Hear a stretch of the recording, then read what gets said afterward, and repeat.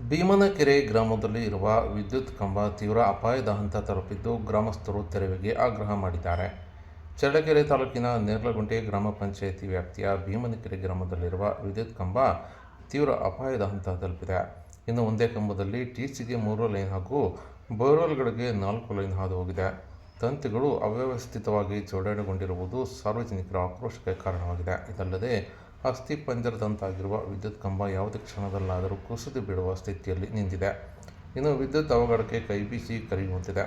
ಗಾಳಿ ಮಳೆಯ ಸಂದರ್ಭದಲ್ಲಿ ವಿದ್ಯುತ್ ಕಂಬ ಬಿದ್ದರೆ ಭಾರೀ ಅನಾಹುತ ಸಂಭವಿಸುವ ಸಾಧ್ಯತೆ ಇರುವುದರಿಂದ ಗ್ರಾಮಸ್ಥರು ಎಚ್ಚರಿಸಿದ್ದಾರೆ. ಇನ್ನು ಈ ಬಗ್ಗೆ ಗ್ರಾಮಸ್ಥರು ಕಳೆದ 2 ವರ್ಷಗಳಿಂದ ಎಸ್ಒ ಸಾಹೇಬರಿಗೆ ಅನೇಕ ಬಾರಿ ಮನವಿ ಸಲ್ಲಿಸಿದ್ದರೂ ಸಹ ಯಾವುದೇ ಕ್ರಮ ಕೈಗೊಳ್ಳಲಾಗಿಲ್ಲ ಎಂದು ಆರೋಪ ಕೂಡ ಮಾಡಿದ್ದಾರೆ.